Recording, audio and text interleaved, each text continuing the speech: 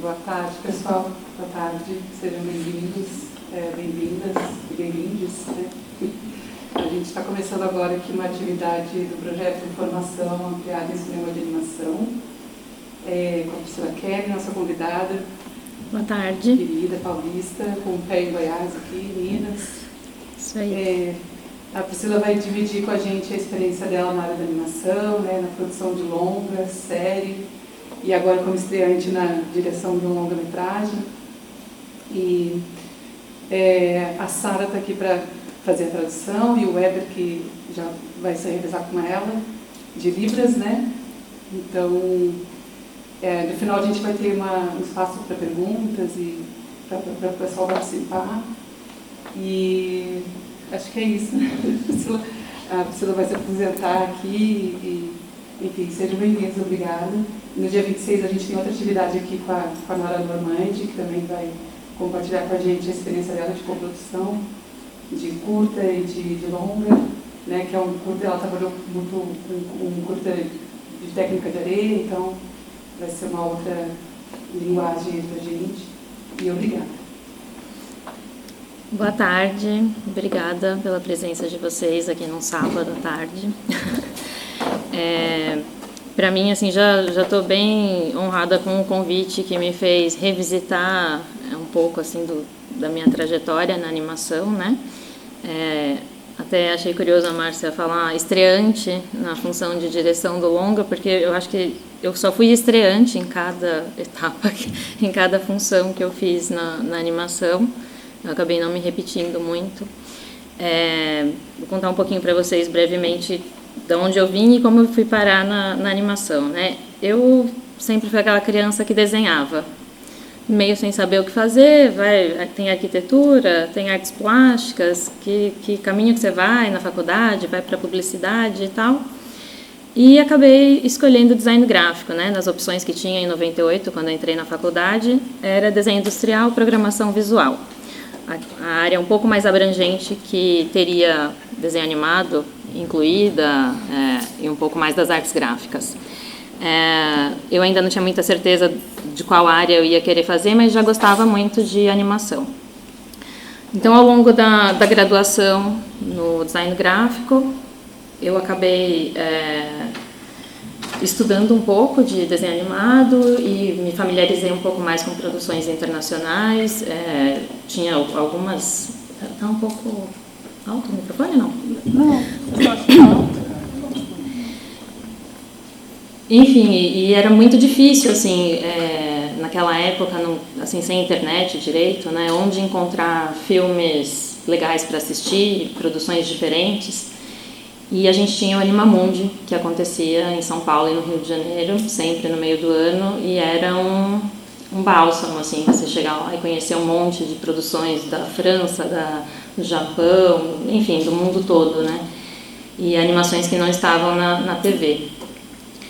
A partir daí eu comecei a perceber que existia um mundo de possibilidades entre várias técnicas, né? E que cada projeto vai usar uma técnica de acordo com aquela história que vai ser contada.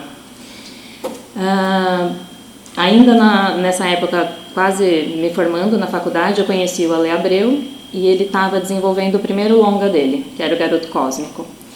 Ele estava bem aquela coisa assim, produção sozinho, porque ele ainda não tinha captado nada, então ele estava desenhando o filme dele. O Ale Abreu já tinha uma história na animação, né, de fazer animação para publicidade, shooting board, essas coisas, e ele vem da animação clássica, no papel. Ele estava animando esse primeiro longa dele já no papel. Aí logo depois assim conseguiu captar uma verba através da Prefeitura de São Paulo. Estavam começando ali, isso já era 2002 até 2004. As leis de incentivo à cultura estavam começando a ter mais editais que davam espaço também para animação, né? Ou para produções de cinema que não excluíam a animação. E isso viabilizava produções mais experimentais. No caso do Garoto Cósmico, nesse momento do desenvolvimento, ele tinha um roteiro e já tinha 30% do filme animado por ele em pilhas e pilhas de papel.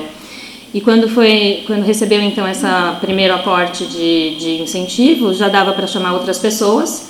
Então a gente revisou o roteiro do Garoto Cósmico e foi repensar essa equipe, né? Aí, uma vez formada uma equipe, até então o processo, não sei o quanto vocês estão familiarizados, então vou dar uma pincelada um pouco em tudo, tá? Mas era assim, se pensava a partir de um roteiro e de um storyboard no papel, você pensava plano a plano essas sequências, as cenas do filme, e se desenhava a lápis primeiro, numa folha, depois passava limpo com uma caneta preta, depois essa folha era escaneada e colorida com baldinhos no computador. Esse processo era insano, só assim, quando você já tinha o desenho pronto, você tinha que ter mãos muito boas que não tremessem, porque uma vez que alguém tremesse um traço, aquela folha era descartada, então estava passando na caneta limpa, aquilo era descartado. Então tinha assim, além de muito desperdício de papel e tempo, dinheiro, enfim, né? Não era um processo muito sustentável. E eu já nunca desenhei no papel, na animação, assim, eu nunca animei, não sou da turma que flipa no papel, mas eu já estava trabalhando no Photoshop. E eu comecei como eu estava nessa função de pintar com baldinho, eu falava, não, a gente não precisa jogar fora essa folha, a gente vai escanear e tratar esse traço. Então a gente, sem querer, organicamente foi formando um departamento de consertar os desenhos em vez de jogar fora. E aí, a partir disso, conforme a gente já estava limpando os traços no Photoshop, a gente abriu mão dessa canetinha, que então era uma segunda folha que você passava, fazia esse clean-up, né, do traço. A gente passou a fazer o clean-up no Photoshop. E já que a gente já estava fazendo o clean-up digitalmente, a gente começou a fazer a intervalação digitalmente também. Então, foi meio que, organicamente, o processo ficou mais rápido, foi se digitalizando. Então, isso permitiu que a gente tivesse uma segunda equipe de pessoas que estavam entrando no mercado, que ainda não flipavam o desenho no papel, não animavam no papel, mas que já tinham o domínio técnico. E a gente tinha uma parte da equipe que eram pessoas que já estavam há muito tempo no mercado e que faziam assistência de animação e clean-up no papel. Enfim, me aprofundei um pouquinho, talvez até demais nessa parte do processo, mas para contar para vocês, a sensação que eu tenho é que assim, cada projeto acaba tendo o seu desenho de produção e a sua forma de funcionar de acordo com a linguagem que foi escolhida. Então, no caso do Garoto Cósmico, que tinha essa carinha mais 2D convencional, de traço e pintura preenchida, esse processo deu super certo, da gente ter esse traço bem perfeitinho, feito digitalmente, com pintura chapada, né? E aí isso acabou dando mais espaço para o Alê, como diretor e autor, também ele fazia os cenários, né? Mas dele ter mais tempo livre para fazer cenários mais bem acabados, com colagens, com outro tipo de tratamento de pintura. Então, não sei se vocês já conheceram o Garoto Cósmico, assistiram, acho que vale a pena. Enfim, acompanhando todo esse processo do Alê, no final do Garoto Cósmico ele já estava começando a ter as primeiras ideias para o Menino e o Mundo, que na época se chamava Cuca no Jardim. Era um projeto muito diferente do Garoto Cósmico. Ele já surgiu com essa carinha, né? Ele era um projeto que já tinha uma característica mais urgente, porque a ideia era como se fossem desenhos num caderno de um viajante que estava pela América Latina, conhecendo, descobrindo a nossa história, né, enquanto buscava seu pai. E aí, lógico que os projetos vão se transformando muito, mas vou passar para vocês agora algumas imagens do Menino e o Mundo. Essa daqui é uma imagem, essa que está aí na tela, é uma imagem finalizada de um dos planos já prontos no filme. Aí, Márcia, você quer passar, por favor?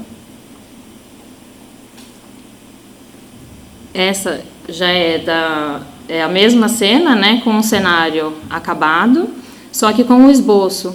Nesse momento aqui, a produção já era bem diferente. Como o projeto tinha essa característica muito autoral, todos os desenhos, a gente tinha tipo esse dogma da produção, que cada plano do filme tinha que ser como se fosse feito com a mão do mesmo artista. No caso, o Alê, que era o autor. Então, como fazer isso para isso não levar mais do que 7 anos, né? Que foi o que levou. para não levar 2 décadas, sei lá. Então, a gente precisava ter uma equipe boa e usar as mãos de todo mundo de uma forma que, no final, todos os desenhos parecessem feitos pela mesma mão. E aí a gente foi segmentando. Nesse projeto, eu entrei para fazer assistência de animação, que seria fazer um acabamento em cima da animação, que era esboçada já no Photoshop agora, ele já não estava mais esboçando no papel. Porém, ao longo do processo, eu acabei entrando na coordenação artística, que era... A gente criou um desenho de produção que era como se fosse afunilando até chegar no Alê para sobrar o mínimo possível. Como a gente tinha um diretor que também era diretor de animação e que também estava fazendo cenários, para que ele finalizasse cada plano, a gente criou tipo um funil. Então, tinha estagiários, tinha desenhistas menos experientes, outros desenhistas melhores para finalização, e, no fim, eu ainda dava mais um tapa no Photoshop antes de entregar os planos para o Alê. E também a gente tinha essa equipe de assistência de direção que se desmembrava na animação no After Effects. Então, sempre quando a gente ia começar... O Menino e o Mundo, não sei se vocês todos sabem, é um filme que não tem roteiro, né? É um filme que foi construído na timeline direto na edição, no Animatic. Então, a gente, toda vez que ia planejar uma cena, que é esse desenho aí que vocês estão vendo, é um planejamento, né? A gente assistia o trecho do Animatic e discutia como que aquilo ia ser feito, para entender, então, que tamanho de arquivo que a gente precisava fazer e tudo mais. Então, assim, coisas muito técnicas, mas que depois permitiam que a gente se concentrasse só no acabamento mesmo, né?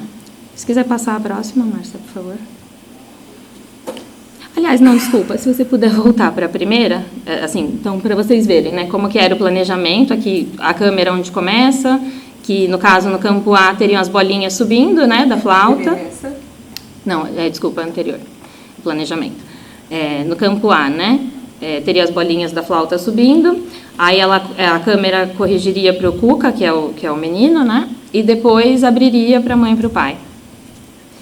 E aí, como ficou finalizada. Se quiser voltar para a primeira agora, por favor. Aqui, só para vocês terem uma ideia, né? Parece um desenho feito todo na mesma folha, mas cada pedaço aí...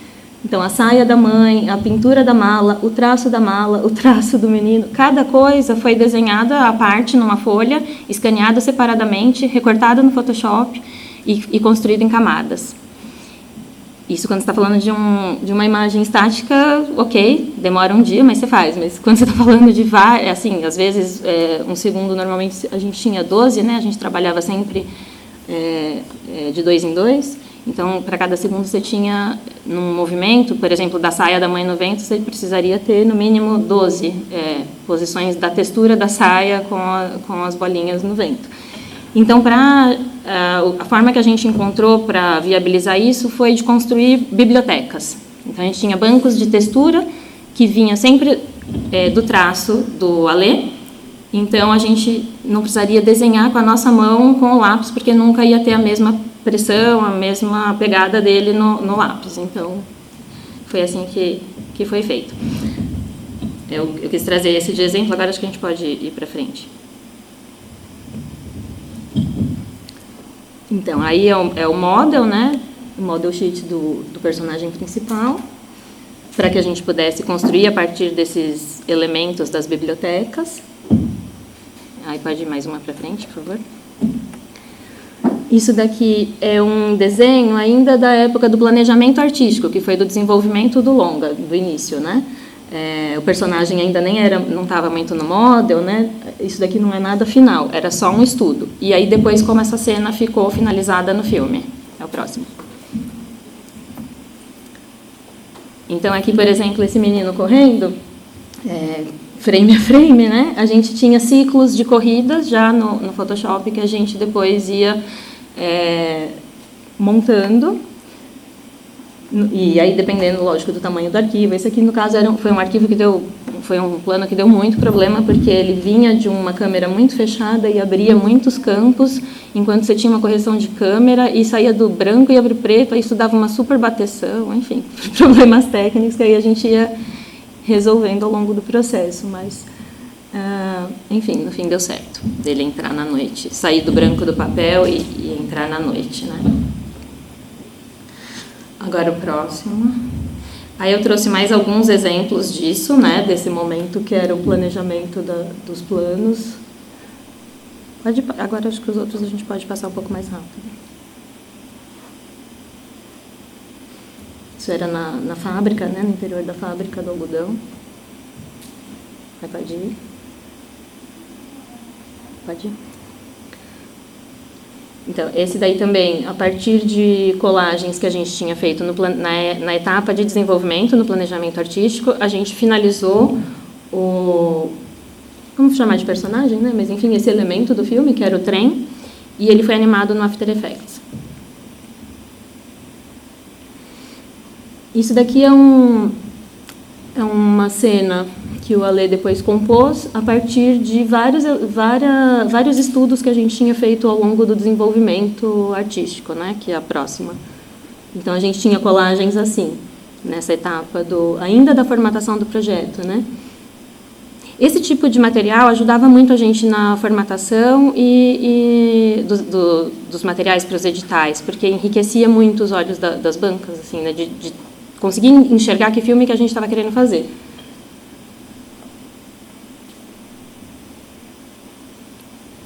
Pode ir passando, acho que... agora a gente chegou no outro projeto. Ao final do Menino e o Mundo, aí a gente foi negociar meus créditos, né? O que eu tinha feito, então, no filme. Aí tinha feito assistência de direção e coordenação artística, mas não foi nada, assim, super planejado. Foi uma coisa que foi acontecendo ao longo do processo mesmo, né? E daí... eu fiquei meio em dúvida o que eu ia fazer, se ia voltar para a ilustração, para o design gráfico. E a gente foi fazer um projeto, o Ale estava desenvolvendo para o Anima TV, que aí foi um edital para desenvolvimento de série de TV, estou falando de 2009. Foi a primeira vez que a gente tinha, então, uma coisa mais consistente no Brasil para focar em produção de séries para TV. Animadas, né, no caso. E aí o Ale tinha esse projeto, que era Vivi Vira Vento, foi uma imersão da TV Cultura, né, e tal, e acabou sendo um dos contemplados no final, só que foi produzido esse episódio piloto com 11 minutos. Em 2015, depois que a gente já tinha acabado O Menino e o Mundo, esse projeto estava na mão da produtora Mixer, e o Ale não queria... não ia produzir, porque, enfim, era para produzir 26 episódios, né? Nessa época já tinha entrado, junto com a Mixer, a Discovery Kids e a TV Cultura. Eram os coprodutores. Acho que tinha algum coprodutor internacional do Canadá, que depois saiu, e depois entrou a Nine Stories, se não me engano. Mas, enfim, entre idas e vindas de coprodutores, todo mundo queria pôr a mão no projeto. Então, essa é a Vivi Vira Vento, que é uma menina que viajava no seu caderno, se quiser ir passando. O episódio piloto se passava na floresta amazônica. Então, basicamente, essa menina, através das colagens que ela ia fazendo num caderno, ela inventava viagens imaginárias em busca desse lugar chamado Vira Vento, que ela queria muito descobrir. E sempre na companhia da avó dela, Rosa Hara, e a Rosa Hara nunca aparecia na história, mas ela aparecia a voz e ela falava com essa avó. Mas ela já tinha esses dois amiguinhos, que é o mochilão e o lanterninha. Então, uma mochila que se transformava numa preguiça amarela e um chaveirinho que era um esquilinho, né? Tipo um esquilinho. Bom, esse era um outro projeto, então, que, embora tenha sido pensado para ser uma série, ele foi todinho animado, o episódio piloto, pelo Ale. E foi feito cenários também na mão dele no Photoshop.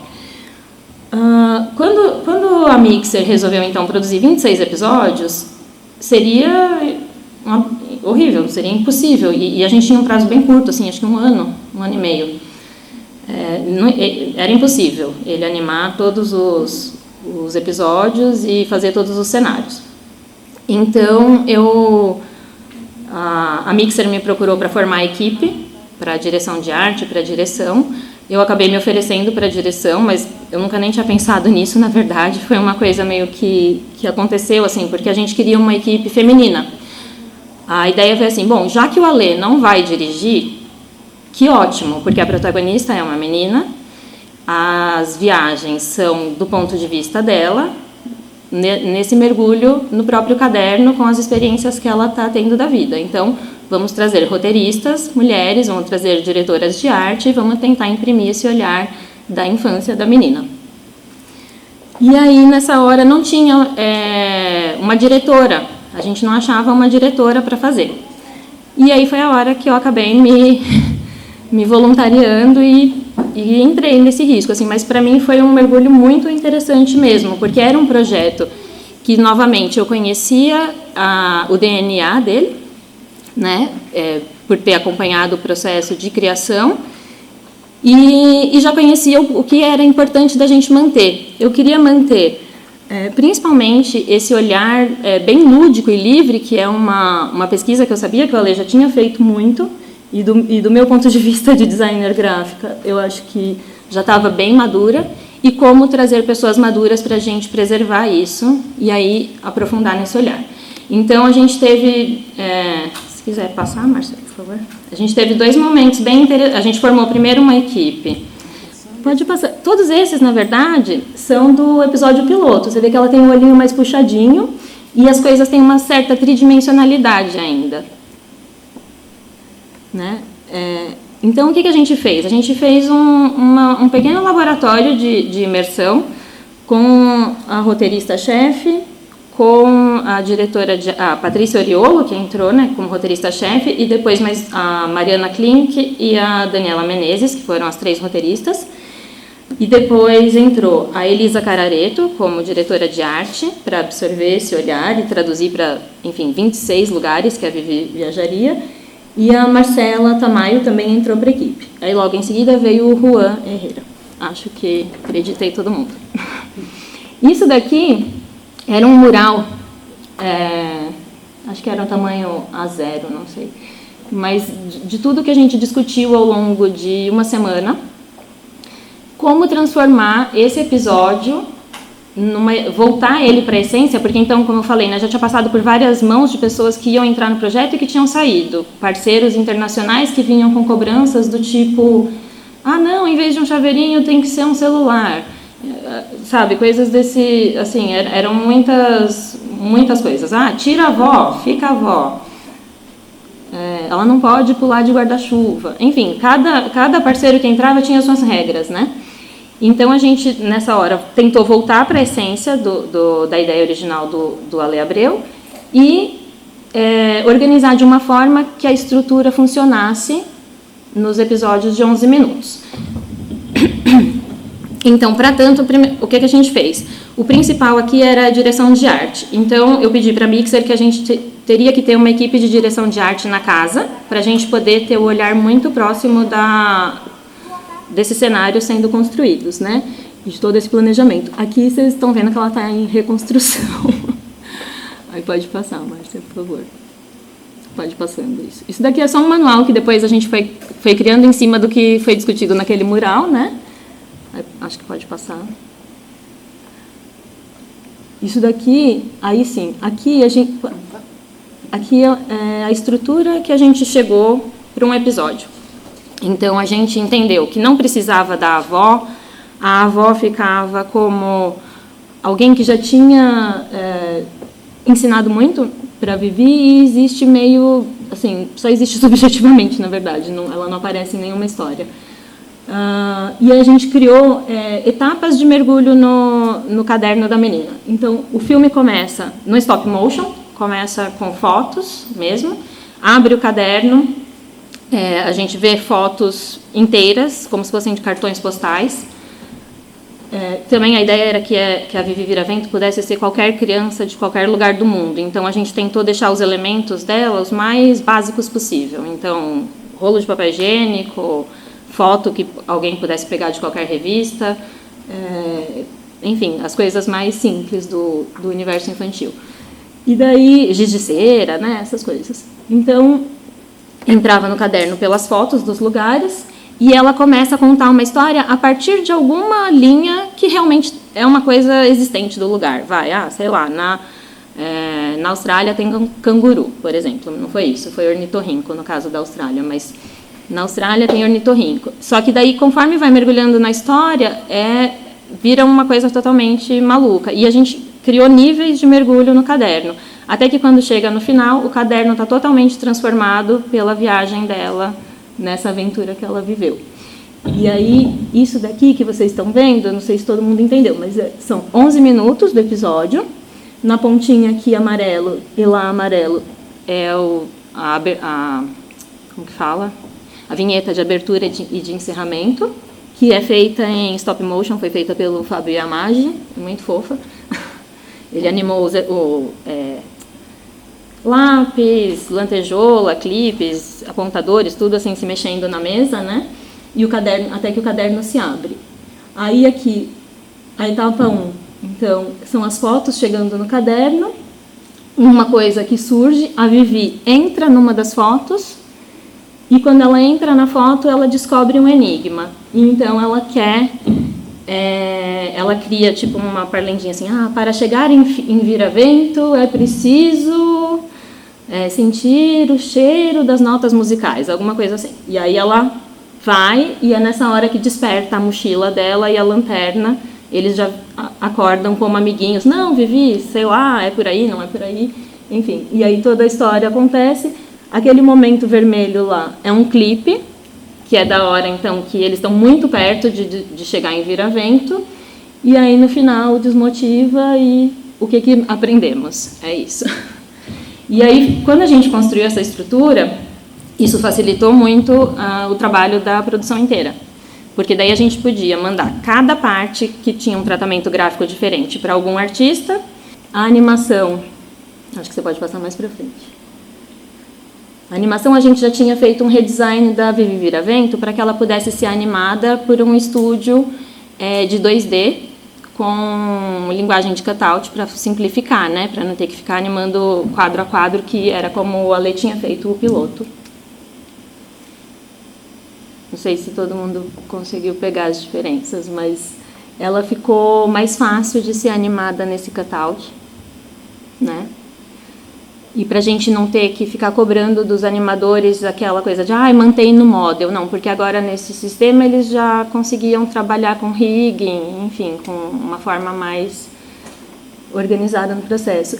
Aí o Alê entrou no projeto como um supervisor artístico, ele acompanhava muito de fora, mas a personagem principal era alguém que ele queria manter o olho. Então ele criou um banco de poses, a gente também criou poses de assinatura, né? Então ele que fez essas poses de assinatura para daí mandar para o estúdio de animação. Enfim, e era uma forma da gente ter um controle também, né? De manter a personagem sempre que ela estivesse parada, ela tá com uma carinha linda, assim, e não ficar fora do model. Enfim, aí aqui é mais um outro momento, né, que é essa parte da linguagem dos clipes, até só trouxe como um exemplo mesmo, essa parte da linguagem do clipe, que é da resolução do conflito, né, era uma parte totalmente abstrata, meio caleidoscópica, assim. Então, foi passada para um estúdio de animação, um outro estúdio de animação fazer, que era um estúdio mais de motion, e daí, que foi assim Logo que fez, no caso, né. Então, a gente usava algumas coisas de banco de animação e o material de banco de imagens que tinha sido usado para direção de arte do episódio. Pode passar, Márcia, por favor. Aí aqui, para vocês entenderem, isso foi um manual que eu criei para passar para o estúdio de animação com o dogma do que tinha que acontecer nesse clipe. Então, as referências, né, da linguagem mais gráfica e mais caleidoscópica. Pode passar. Pode passar. Pode ir.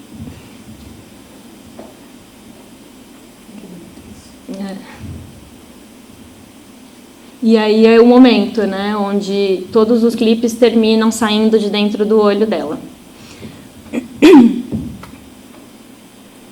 Volta um, por favor, Márcia. Aí agora, se vocês quiserem, a gente pode... Vocês querem ver o clipe, como que ficou no fim?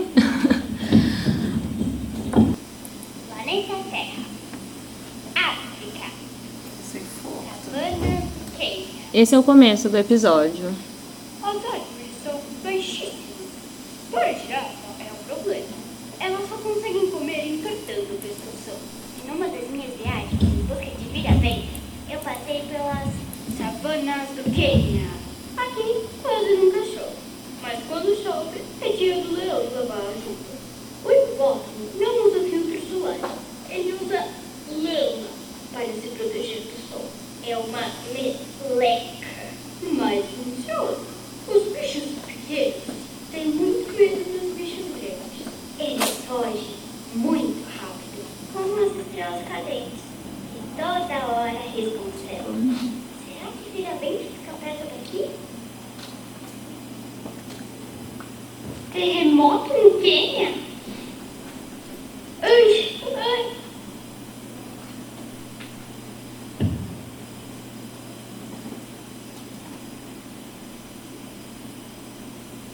Uma pegada! Deve ser um bicho muito grande. Tão grande que ele só pode ser de vira-vento. Para chegar no vira-vento, é preciso pisar e repisar nas pegadas de quem sabe o caminho. Pisar e repisar nas pegadas de quem sabe o caminho. Pisar e repisar? Vivi, deixe-me analisar essa pegada. De acordo com minhas análises, essa pegada é de um dos mamíferos mais pesados que existem. Analisar o rinoceronte. O rinoceronte se alimenta de folhas, gramas e adora mel. Rinoceronte é tão legal, super incrível. Rinoceronte de vira-vento tem chifre de pincel. Dá pra fazer desenhos acrobáticos. Analisar essa pegada. Pode pausar, por favor. Vamos ser amigos, muito amigos, tão amigos. Então, acho que deu para vocês sentirem esses 3 primeiros níveis, né, de entrada no caderno. Primeiro, ela tá, a gente está na câmera subjetiva, do ponto de vista dela, como que ela está vendo o caderno e se contando essa história sobre o Quênia, até a hora que ela imagina da estrela cadente, e então ela tá lá dentro já da savana. E aí, quando ela encontra as pegadas, ela fecha os olhos e começa a imaginar mais um pouco e os objetos ganham vida. Então, esses eram os primeiros níveis. Aí, a história toda, a principal parte da história acontece dentro desse nível, que era aquele nível maior. E aí, lá mais pra frente, quer passar um pouquinho, por favor? Eu acho que é minuto 7 ou 8 por ali. Mas vocês viram, né, que ela tá estática, só posicionada, e lá no animatic que está previsto como que vai ser o acting. Mostre que você é confiável. Acho que é um pouquinho mais pra frente. Não, mas pode deixar daí. Vamos lá. Ainda consigo. Eu espero que nesse momento. Tenha muita calma e faça gestos delicados na frente do vídeo. Tá conseguindo fazer isso?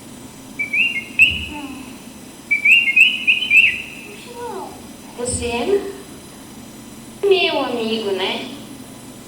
Não é porque a gente faz um amigo novo que vai deixar de gostar dos amigos velhos. Entendeu? Tem esse momento do alter ego também, todo episódio. Eu não sei como isso aconteceu. Oi, tudo bem?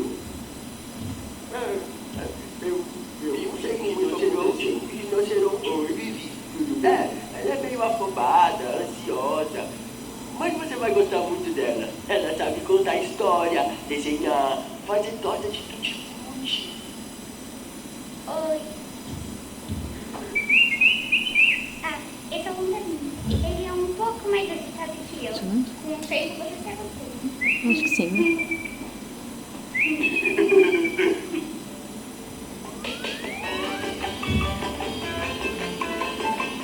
Enfim, esse é o momento que rolava o clipe, que rola o clipe, né? Então, nesse episódio a história toda era fazer amizade com o rinoceronte, e o momento que isso dá certo é a hora do clipe. Aí acho que a gente pode mostrar o clipe finalizado. Ah, não, deixa até o final, pra saber onde que situa.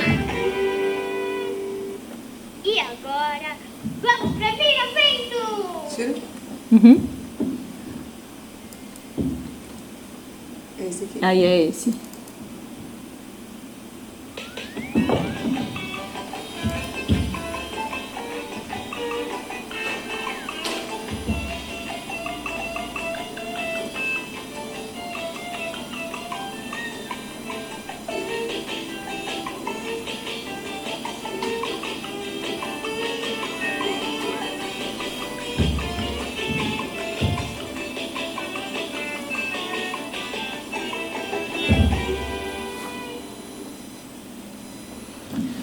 É isso, mas esse ainda não era a versão final do clipe. Enfim, eu quis trazer bem todas as etapas, que depois então do Animatic, ia para essa etapa de fazer a animação do clipe, e aí esse é o Animatic do clipe. E aí quando terminou a Vivi Viravento, eu tinha acabado de ser mãe, né? Aí eu fiquei um tempo só sendo mãe mesmo, amamentando, essas coisas. E aí, acho que com um ano, mais ou menos, depois que o Vivi Viravento ficou pronto, eu estava desenvolvendo o roteiro para o meu primeiro longa, que é esse, que é o Papaya. Ele ainda está em desenvolvimento. O roteiro, a primeira versão é de julho de 2018, mas é muito demorado mesmo para as coisas acontecerem. Então, até entre, assim, registrar o roteiro, passar por vários tratamentos de roteiro e conseguir captação, liberação de verba para começar a produzir o filme, com pandemia no meio. Enfim, a gente está agora entrando em pré-produção. Hoje a gente tem, apesar que foi um filme que eu comecei fazendo um roteiro, esse roteiro, depois a Patrícia Oriolo, que tinha sido roteirista da Vivi Viravento, veio também me ajudar. A gente desenvolveu a primeira versão do roteiro juntas. Só que era um roteiro que tinha diálogos, a história era um pouco diferente, mas eu parti nessa história da protagonista, que é essa semente de mamão. Acho que dá para mostrar a próxima. Essa é a logline aí do meu longa. Essa semente de mamão que, quando ela desperta no mundo, ela se encanta com tudo, ela é super curiosa. E a coisa que mais chama a atenção dela é tudo que voa. Então, todos os seres alados. E daí ela quer voar. Isso foi o que sobrou da história e agora é a história que a gente está seguindo. Mas, assim, a gente passou por muitas etapas até conseguir chegar nessa simplificação. E um dos exercícios que foram necessários foi de trazer o roteiro para a timeline, para a edição, né? Tentar fazer essa montagem sem diálogos, para ver como que essa história se sustentava, mesmo que depois a gente voltasse com os diálogos, porque a sensação que eu tinha é que a gente estava contando muito a história, explicando através dos personagens, e isso estava deixando a história meio muito cansativa, assim, né? Meio cabeçuda. Então, para fazer o Animatic de uma forma mais simples e ainda também tentando, por ser um filme de baixíssimo orçamento, e a ideia é que, no caso do Papaya, eu acho que o ponto forte dele é a simplicidade visual, é isso que eu quero perseguir, assim, isso que está me guiando mais, de tentar alcançar esse lugar de abstracionismo geométrico, contar uma história de uma forma bem estilizada, assim, bem simplificada mesmo. Então, não queria ficar desenhando exatamente, não é meu interesse fazer um filme científico, né? É mais, assim, de me colocar na pele dessa semente de mamão e tentar entender essa viagem dela. Então, isso daqui é mais ou menos hoje como a gente está com o desenvolvimento visual do filme. Agora, eu não lembro o que é a próxima, mas vamos ver. Essa também já é uma coisa de agora. Pode passar, Márcia, por favor. E aqui é como a gente chegou, né, ali. Acho que a gente pode até passar para frente. Acho que eu fiz tudo de trás para frente nessa. Pode ir mais uma, por favor? Depois a gente volta. Bom, em um determinado momento eu estava com essa personagem aqui, mas eu não estava contente com ela, estava achando ainda muito, sei lá, uma cara meio muito retrô, não era isso que eu queria. E daí a gente formou, quando a pandemia começou, a gente formou um laboratório de imersão artística. E aí, novamente, nós convidamos a Marcela Tamayo, o Orlando Cap, que é um grande amigo meu também da época da faculdade, ele é designer gráfico. E aí ele veio para ajudar a gente no desenvolvimento do conceito visual, né, junto com a Marcela. E nessa mesma época a gente começou a desenvolver o Animatic também. Porque eu sentia que eu não conseguia avançar mais com o roteiro e com a simplificação do roteiro enquanto eu não tivesse clara qual era a linguagem gráfica desse filme. Então a gente precisou fazer uma pausa no roteiro e mergulhar na decupagem e no desenvolvimento da direção de arte. Então aqui são estudos. Nessa lâmina, acho que, apesar desses aqui que são meus, a maioria é da Marcela Tamayo. Pode passar, Márcia, por favor. Aí a gente estava desenvolvendo a personagem. Aqui foi uma primeira versão que a gente chegou da personagem principal também, porque, ela é uma semente de mamão que chega no mundo sem raízes, mas à medida que ela vai conhecendo o mundo, ela também vai se transformando e ela começa a desenvolver raízes. E aí ela tem que lidar com isso, com o fato de ter um corpo diferente agora e também de começar a se enraizar nos lugares.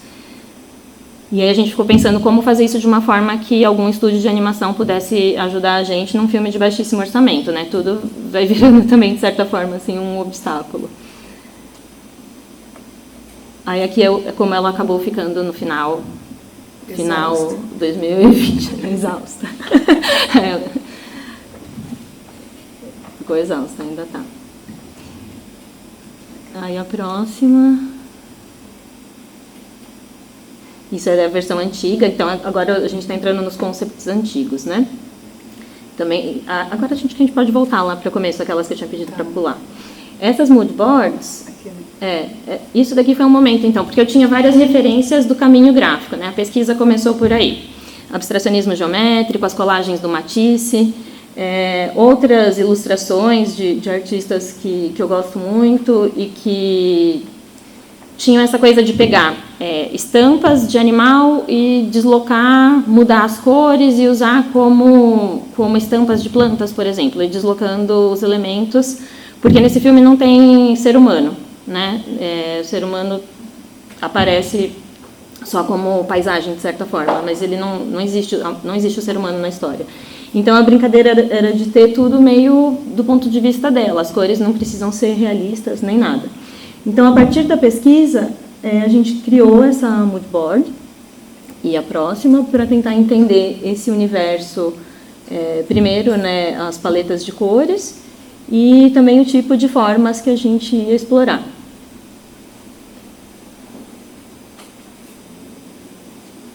Até com alguns exercícios que depois caíram, mas de tentar trazer partes humanas tanto para o cenário quanto para os personagens, de usar a foto mesmo como colagem.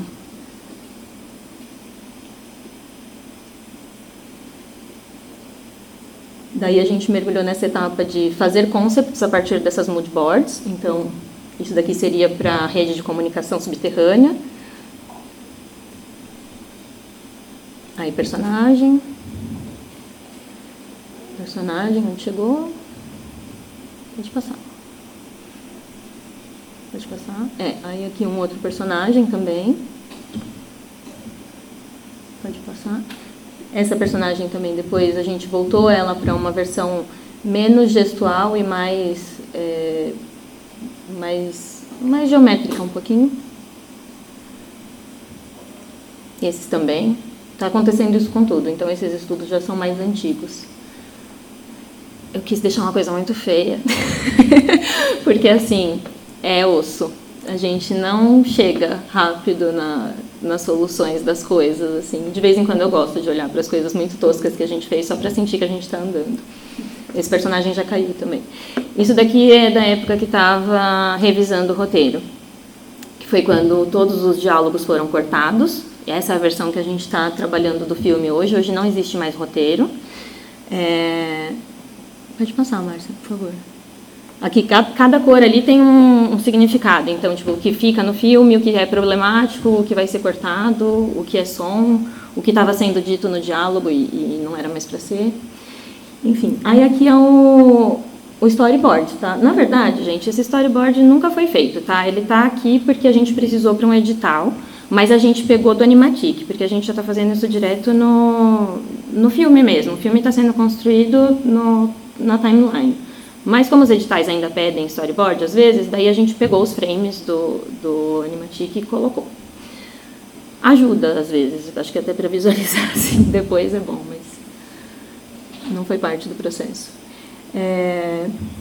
Enfim, mais um concept. Aí, tá.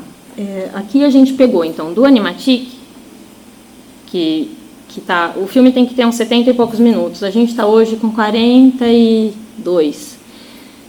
Porque à medida que a gente vai explicando, esmiuçando as cenas e pensando esse acting, também acrescentando planos que ajudam a explicar, então plano contra plano, vai aumentando o tempo. Isso aqui foi uma prova viva de que isso acontece. A gente pegou um pedaço do Animatic, que eu vou mostrar depois para vocês, e foi fazer um planejamento para fazer um teste de animação com uma nova parceira que está entrando agora no projeto. Então, isso daqui era o planejamento para aquela cena, né? Pode passar. Um estudo antigo também, um concept antigo. Pode ir passando.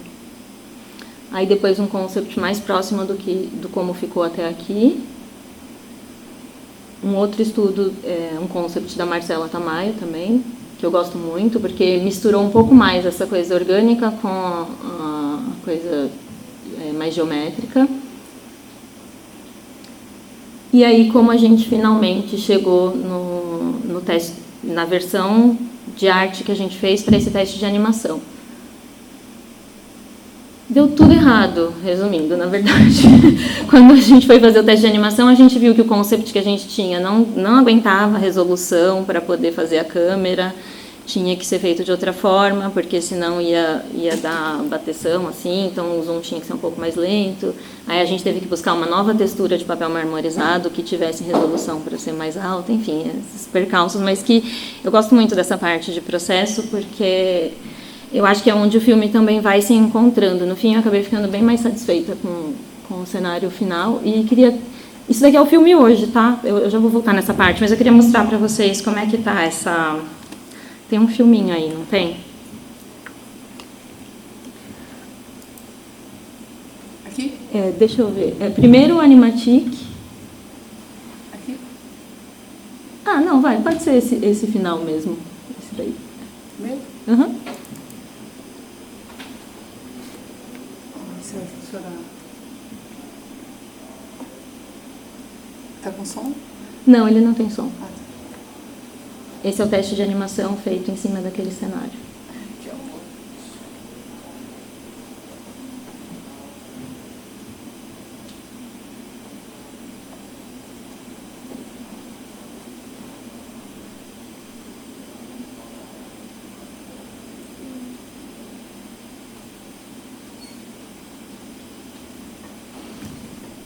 É em processo, tá? Não está pronto também, mas depois do teste feito, a gente ainda está revisando agora o design do personagem.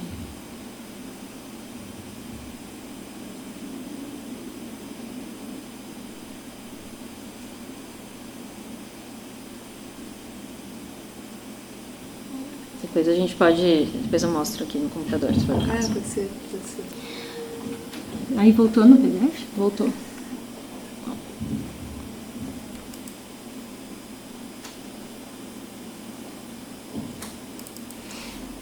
Enfim, depois dessa versão do Animatic, que ficou pronta em 2021, a gente exibiu esse Animatic para algumas pessoas e entendemos que a história tinha alguns pontos que não estavam funcionando e voltamos então para uma sala de roteiro. Aí chamamos a escritora Índigo Ayer e veio com a gente problematizar. A gente fez uma nova imersão com uma nova equipe e chegamos numa nova estrutura. Não sei se todo mundo está familiarizado, mas o que está acontecendo aqui? A gente A partir do filme, a gente quebrou ele, voltou para os 4 atos, e aqui é um novo momento, a etapa atual do filme, né? Nós estamos redecupando esse animatic que foi feito em cima dessa sala de roteiro com a Índigo. Cada linha de post-it azul é um ato, né? Então, o primeiro ato, o segundo e o terceiro, que são o meio do filme, que seria um segundo ato, e o último ato da conclusão. A gente está trazendo todos os elementos aqui e tentando encontrar soluções para eles. Então, por exemplo, no momento onde ela se encanta com os seres alados, isso não estava ficando claro. Isso estava, talvez, se confundindo com o primeiro momento onde ela conheceu a mãe dela, que é um mamoeiro. E estava tendo mais ou menos o mesmo peso e o arco dramático não estava funcionando legal. Então, como que a gente vai resolver isso? Então, a gente está nesse exercício agora. É uma forma que eu acredito muito, porque a gente trabalha em cima do filme já assistindo ele. E não, assim, nas palavras tudo funciona e a gente consegue preencher com muitos adjetivos e tal. E às vezes, na hora que você passa isso pro desenho, isso não fica claro.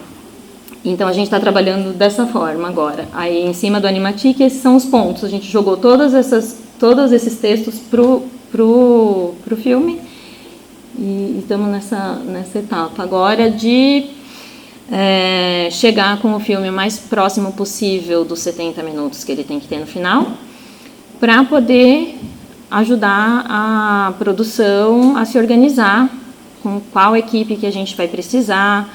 Assim, agora a gente está já na pré-produção mesmo, já diria que a gente já saiu do desenvolvimento, porque agora o foco é como fazer cada sequência. São 30 sequências, cada uma tem mais ou menos uns 10 planos, então como organizar a produção de todos esses planos, né? Que tipo de tratamento gráfico, que tipo de animação, quem que a gente vai chamar com a pouquinha verba que a gente tem para fazer o mais rápido possível.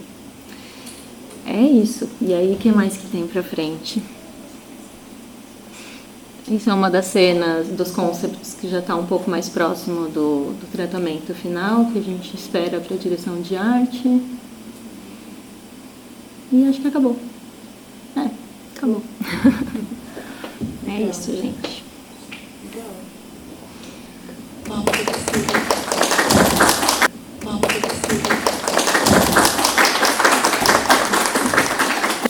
O Menino e o Mundo é um filme, né, vocês não assistiram, mas tem uma característica muito particular, assim, que é um filme sem roteiro, você falou agora, que é uma coisa pra gente muito absurda, né, assim, um filme de arte, de baixo orçamento, e que foi concorrer com o de melhor animação lá no meio da indústria, né, o Oscar e tal.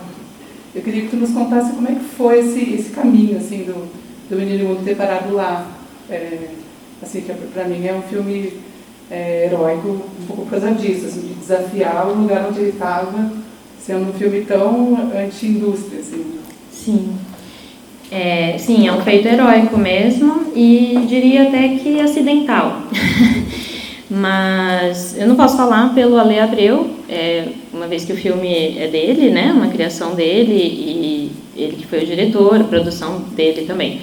Mas a parte que eu vejo, assim, tendo acompanhado a produção desde o início, e a forma que ele trabalha, que também é a forma que eu acredito, a gente, hoje no Brasil, praticamente as nossas produções são todas feitas através das leis de incentivo à cultura, né? Então a gente usa recursos públicos para dar forma e cor, né, movimento para a nossa cultura e traduzir em novas obras. A forma que eu sempre vi o Ale trabalhar e a forma que eu acredito também é que a gente realmente tem que fazer isso com seriedade e propor algo de autêntico. Não teria isso. Muitas vezes eu tive essa briga nas produções onde eu já estive, que até por não ser, a gente não trabalha com muita verba, né? A gente não tem muito recurso, então a tendência da saída fácil, de repetir uma fórmula, de usar um estúdio, de usar um estilo, de usar uma técnica que já foi usada, ela é tentadora, porque poderia simplificar processos, encurtar caminhos, mas eu acredito que isso também faz a gente cair em produções que tem menos novidade a oferecer. Então eu acho que a gente não desenvolve um produto novo, nem gosto muito de falar em produto, mas nesse sentido de produto cultural, assim, eu acho que a gente não traz nada de novo. Então eu acho que na produção do Menino e o Mundo, a gente sempre, sabe aquela coisa, fingir que você é rico? Finge que é rico.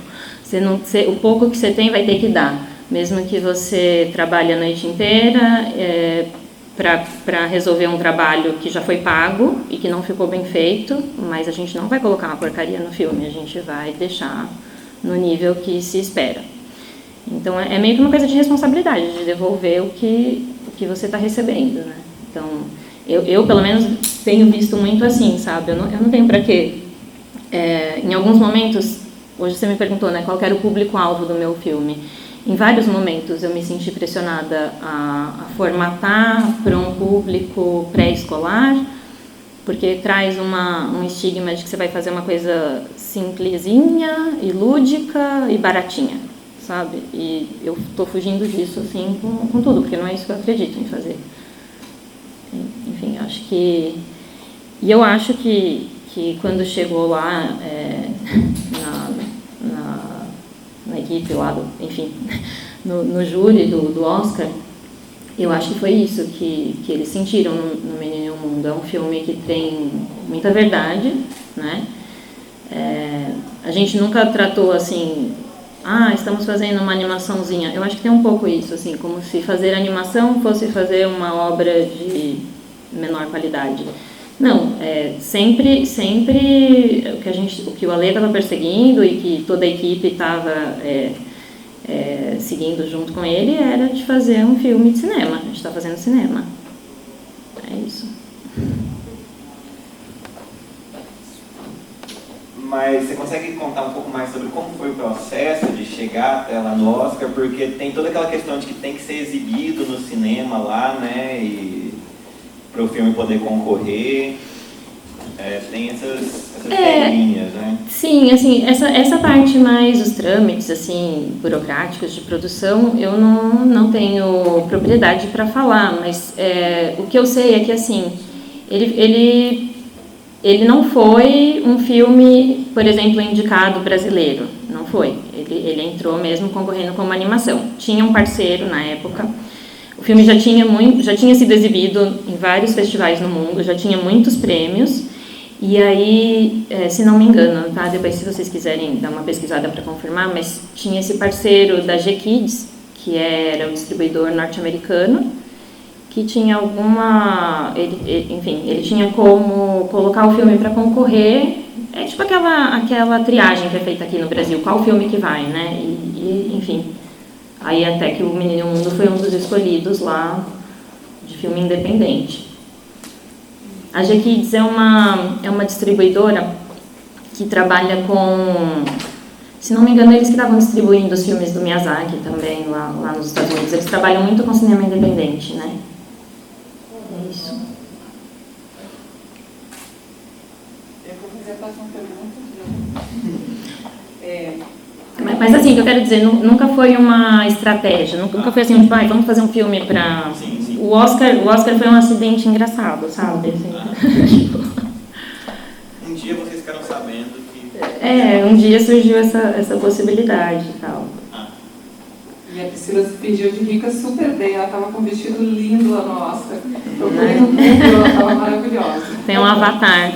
Depois você me falou, né, que vendem minha foto no Getty Images. Nunca ganhei nada disso. $13 mil. Quem me dera, pagava aluguel. Ela fez de graça para mim. A foto. Fiz. Então, desse negócio assim, na escola, a gente mesmo como modelo de produção, a gente sempre entende que a gente tem que primeiro vender nosso projeto de incentivo com essas formalidades aí, né? Começa com o roteiro, tem o storyboard, a gente conseguiu derrubar em alguns editais aqui, e volta e meia eles colocam de volta, né? A gente vai lá e diz, não, tira esse storyboard daí porque tem que ter grana para fazer storyboard, tá entrando no edital para ganhar grana, né?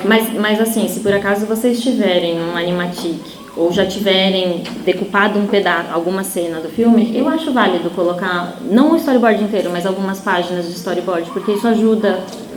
Eu senti isso pelo menos. No fim, a gente demorou muito a gente ainda não completou o orçamento do filme. Mas esse último edital que a gente ganhou, que foi o PROAC, eu senti que o fato da gente ter desenvolvido o Animatic e ter colocado algumas páginas de storyboard deram mais vida, deram mais corpo para o projeto, sabe? Acho que para uma banca, esse projeto realmente vai sair do papel, sabe? E a minha pergunta ia ser nesse sentido mesmo, porque você trouxe isso para o Papaya, né, de não ter roteiro, de ir direto para o Animatic e tal. Tem roteiro. Tem não ter o diálogo. Que desfez dele. Estou desfazendo. Assim, e para essa segunda parte, por exemplo, que vocês vão ter que apresentar, vender o projeto para completar a verba, né? Aí a gente tem que transcrever o Animatic em forma de roteiro. Fazer o caminho inverso. A gente fez isso para o Menino e o Mundo em alguns momentos também, se não me engano. Okay. O Menino e o Mundo ganhou o prêmio de melhor roteiro no Festival do Cairo em 2014. Alguém quer fazer uma pergunta? O que é o Animatic? Então, era isso que eu ia tentar mostrar para vocês, aí não funcionou. Mas ele é vamos dizer assim, o storyboard você está familiarizado? Que é assim, você vai pegar o roteiro, né? Então tá explicando, plano geral, personagem cruza o quadro da esquerda para a direita, carregando uma flor, né? E aí você vai fazer essa imagem no storyboard. E o que é o Animatic? É uma versão animada ou filmada do storyboard. Então, eu já coloco numa timeline no tempo que isso vai ter no filme. Então, se esse plano vai durar 5 segundos, eu já coloco esse tempo, prevejo esse tempo. Se vai ter um movimento de câmera, eu já posso prever esse movimento de câmera. Então, é uma forma de eu testar mais o que vai poder funcionar de verdade mesmo no filme. Não sei se você reparou, quando estava a da Vivi Viravento, lá em cima tinha um pequenininho, aquele era o Animatic. Então, ali foi onde a gente previu todos esses momentos, né? De câmera, de cenário, e a partir dele os cenários foram feitos, no caso da Vivi Viravento. A gente pegava o Animatic e falava, então em plano médio, mas tem um plano geral, então vamos fazer primeiro o cenário grande, para depois fazer os desdobramentos dele para as câmeras fechadas. E isso ajudava muito também a ganhar tempo, né, na produção dos cenários.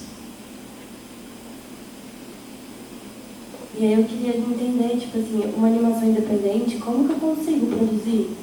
Meio que isso, tipo, porque pra você jogar pra edital, você precisa ter, tipo, storyboard, ter coisa organizada. Então... Mas você vai e volta, tipo, eu nunca tenho nada organizado pra fazer. Então, eu também não sei.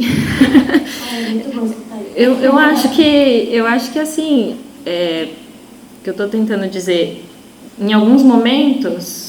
Sabe essa história de subverter o sistema por dentro? Eu acho que é isso. Tipo, se o que funciona para você é chegar num Premiere ou num After e não funciona para mim, tá? Mas se funciona para você, por exemplo, fazer isso direto.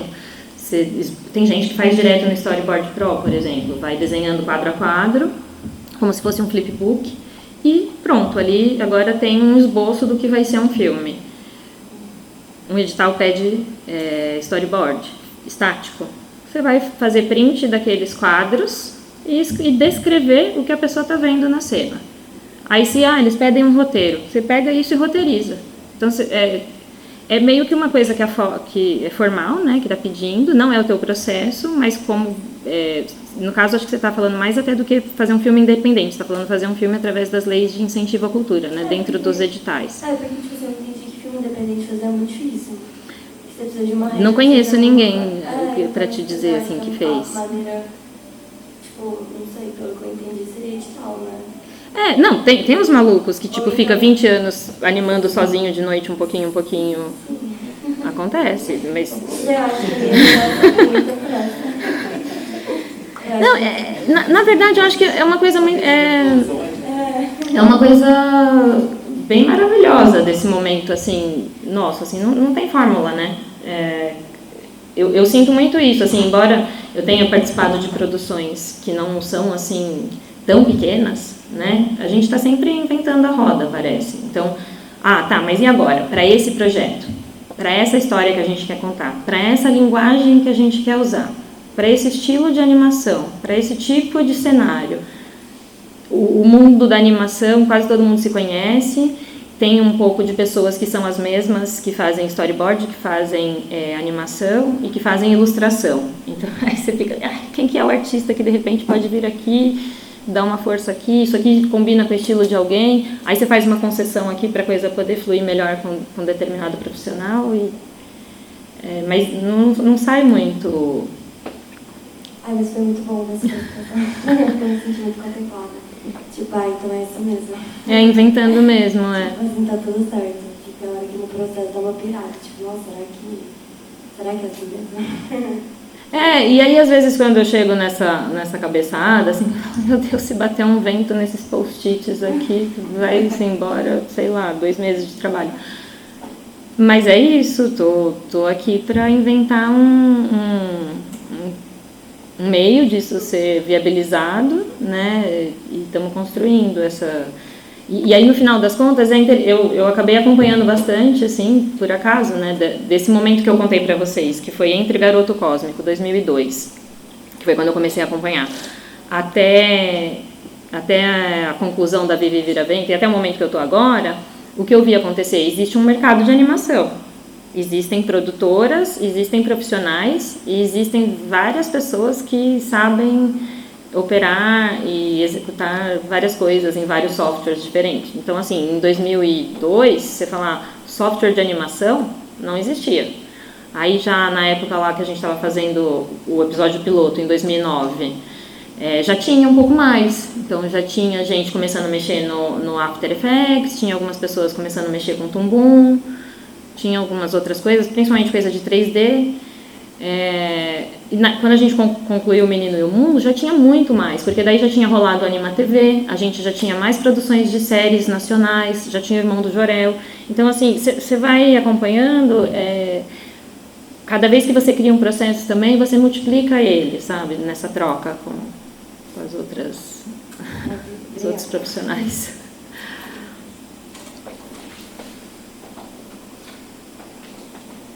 Boa tarde. Eu queria te perguntar mais como foi o processo que comentou de sair da faculdade e começar nesses projetos maiores. Como que foi sair da faculdade e todo esse caminho? Boa pergunta. Como eu disse, eu entrei na faculdade em 98, né? Eu fiz desenho industrial na Unesp. Era muito arcaico tudo, não tinha nem laboratório de informática na época, então era tudo muito analógico. Eu cheguei a entregar muitos trabalhos não vou nem falar os de desenho de observação e tal, que eram analógicos, tudo bem, oficina de madeira, tinha um monte de coisa assim, mas os de produção gráfica mesmo, programação visual mesmo, que a gente tinha que fazer, páginas de revista, releituras de layout de cartazes, coisas assim, eu cheguei a fazer muita coisa com colagem, não tinha computador.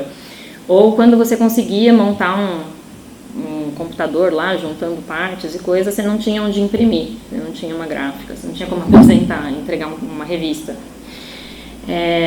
E quando eu saí da faculdade, eu demorei bastante para me formar, né? Eu saí me formei em 2004, mas é que eu peguei DP em Economia há uns anos. Mas, enfim, eu já tinha computador e tal, só que eu tinha desenvolvido meio que eu tinha muita dificuldade com Photoshop, por exemplo. Tinha preconceito também com a ferramenta. Tinha uma coisa assim, não, isso daí vai deixar tudo com cara de Photoshop. E aí eu voltei para São Paulo, né, já tinha ajudado um pouco a ler no Garoto Cósmico. Mas ainda isso não estava pagando assim, meu sustento e não estava me ajudando a desenvolver tudo que eu queria desenvolver. Eu queria experimentar, pelo menos, trabalhar na área gráfica. Aí eu consegui um estágio com uma fotógrafa de moda. E não era estágio, mas eu trabalhava 8, 10 horas por dia, retocando fotos, muitas fotos. E aí eu aprendi a mexer no Photoshop desse jeito, assim, tipo, retocando celulite, joanete, enfim, botando brilho. Também tinha uma coisa assim que os cartões de memória geravam umas manchas, aí você tinha que ficar apagando das fotos. Aí foi meio esse processo, assim, pedras. Aí, por exemplo, eu queria ilustrar, mas para você conseguir ilustrar para as revistas, você tinha que ter um portfólio. Eu não tinha um portfólio. Aí eu peguei uma confecção de roupas de bebê e desenhava para ela os bichinhos para as roupinhas de bebê. Só que ela pagava R$10 por desenho. E daí para valer, e era muito longe da minha casa. Aí para valer a pena eu ia lá, passava um dia desenhando, voltava para casa, passava limpo com aquela caneta Futura que eu falei, que eu já tinha pego da animação do Cleanup, mandava para ela por fax. Depois virou e-mail. Não sei se eu respondi sua pergunta, mas foi mais ou menos assim. Então, para começar nessas animações, foi realmente conhecer pessoas certas, né? No caso, já ter conhecido o Ale. Eu acho que tudo foi um pouco assim, porque aí você também vai se arriscando, né? Tipo, essa coisa das ilustrações mesmo, eu não conhecia as pessoas. Aí depois que eu fiz esses desenhos para roupas de bebê, montei um portfólio, comecei a tentar pegar livro didático, cheguei a pegar algumas coisas. Aí apareceu uma mulher que queria que eu ilustrasse um livro com uma história dela lá. Eu trabalhei 3 meses e ela me deu um calote, falou que não ia me pagar enquanto eu não entregasse o livro inteiro. E aí eu fiquei muito brava com isso, não entreguei o livro, mas finalizei as ilustrações e mandei para Folhinha. Aí eu fiquei 3 meses ilustrando para Folhinha, tinha uma página da Folhinha que eu ilustrava. É meio isso, assim, pedras e tropeços e pulinhos. E eu queria saber também, para você, como está sendo a diferença da experiência de você ajudar alguém a produzir a própria animação e você estar produzindo a sua própria animação? Ótima pergunta.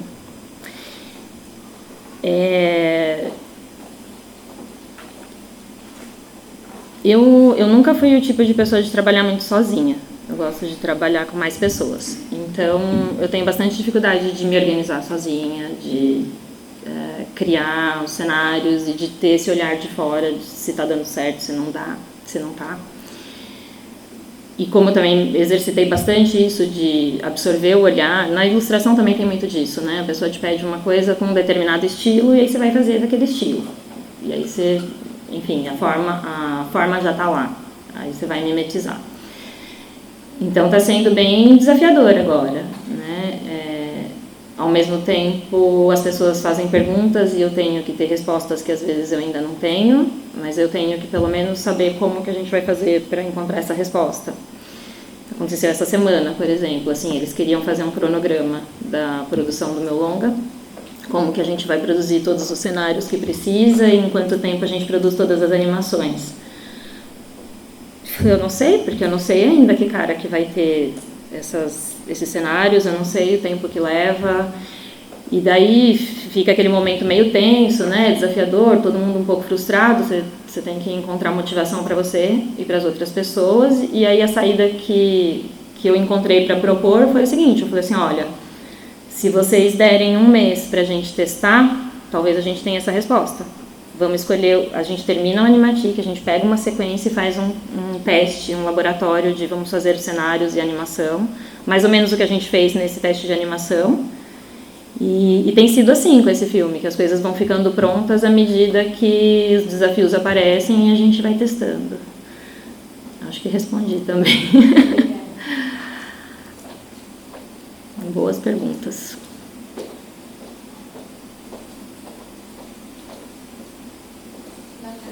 Boa tarde.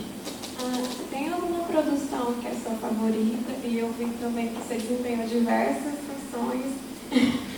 Tem alguma coisa que você mais gosta de fazer ou você gosta de experimentar? Assim? Eu estou começando a achar que eu gosto de experimentar.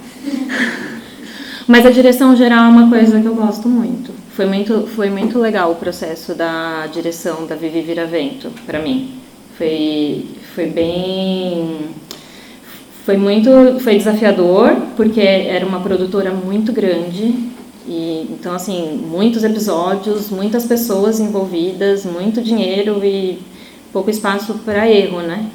A cobrança era muito grande. Aí eu ainda fiquei grávida metade desse período, que foi de quase 2 anos, uma boa parte eu estava grávida. foi bem difícil, assim, trabalhava 10 horas por dia, mas para mim foi muito legal de ver as coisas funcionando, né? A direção geral, então, acho que é uma coisa que eu gosto, assim, que você, principalmente nesse caso que eu peguei desde o desenvolvimento até a pós-produção, achei que foi muito legal, assim, poder entender, porque acho que muitas vezes um diretor pode pegar um roteiro que já está pronto, e que não foi o caso. Eu tive a chance de entender e opinar como que aquele roteiro ia ser e por que ele ia ser daquela forma. Então, de criar a estrutura que ia funcionar no tipo de episódio que eu ia gostar de dirigir. Porque, às vezes é um pouco angustiante, assim, esse lugar da direção, principalmente no desenvolvimento e na pré-produção. Parece que você não está fazendo nada, sabe? Tem um pouco essa sensação, assim, porque você não vê o trabalho ficando pronto. É só imaginar e tentar antecipar as coisas. Mas eu gosto muito. Também, fora isso, não sei, eu acho que é isso que eu mais gosto mesmo.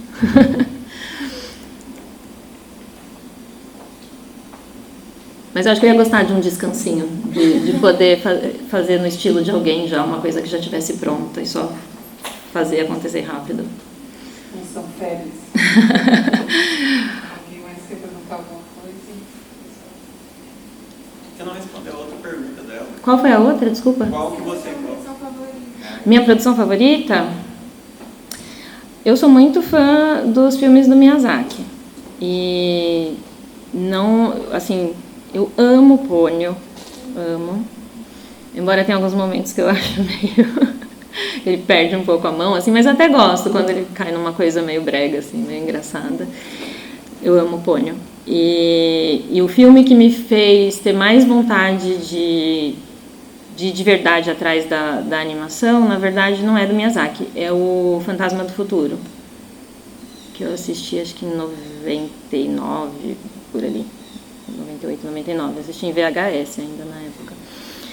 Mas foi um filme assim que eu acho que a gente via umas animações interessantes na época na MTV, coisas assim, mas não tinha tanto, sabe, acesso, né? E esse filme, pra mim, eu acho que foi o primeiro longa com um tratamento de cinema que eu assisti, de animação, e que me emocionava e que fazia muito sentido. Os tempos do Fantasma do Futuro são muito os tempos do cinema, ele não tem tanto aquele tempo do anime, né? E eu acho que isso era uma... não sei, eu tenho assim... eu já assisti tantas vezes que é um filme que eu tenho muito decupado na minha cabeça, assim, passagens... Você já assistiu esse filme? Recomendo.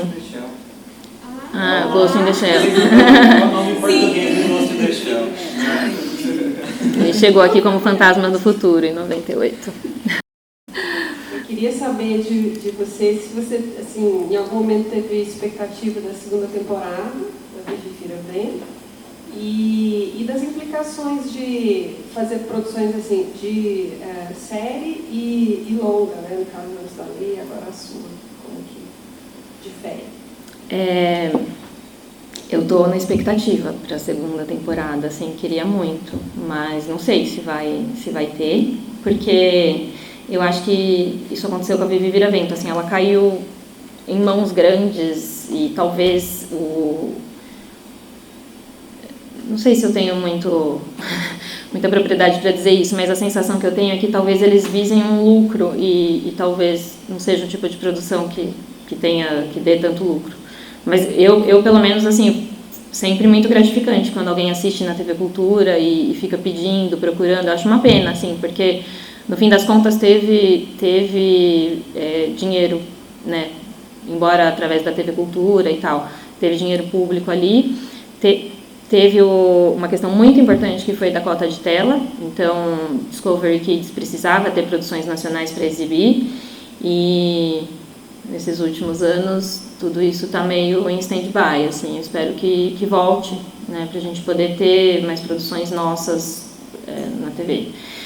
E até respondendo a segunda parte da sua pergunta, ter uma produção na TV, indo de graça para todo mundo, não todo mundo, porque nem todas as cidades têm TV Cultura, né, mas tendo a produção indo para um maior número de pessoas, uma audiência maior, nacional, assim, eu acho que é o que tem que acontecer com as leis de incentivo. Eu acho que tinha que ter esse espaço para todos os curtas, para tudo que é produzido, né?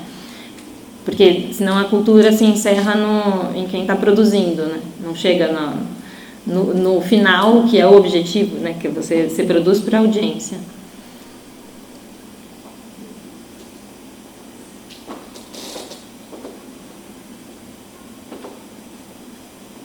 Acho que a gente pode encerrar, Então tá bom, gente. Muito obrigada a todos. Se vocês quiserem assistir o Animatic que foi prometido aqui no meu computador, podem se juntar aqui na frente. Acho que eu gosto de quebrar os protocolos. Então, tá aqui, tá bom? E muito obrigada a todos por terem vindo aí no sábado à tarde. Sei que, né, tinha uma cerveja ali na praça, outras coisas, mas valeu. Ainda dá tempo. Mas obrigada. Gente, obrigada, Priscila, pela tua presença. Obrigada, Márcia. Se quiserem ver o Animatic aqui, a gente, lembrando que esse é um projeto do FAP, do Fundo de Arte e Cultura do Estado de Goiás, que faz parte desse projeto de formação que a maioria aqui faz parte. Eu agradeço a presença de todos vocês. Eu quero agradecer vocês também, principalmente pelo trabalho de vocês que põem Goiás aí na cena da animação, né, desde sempre. Obrigada, Maria.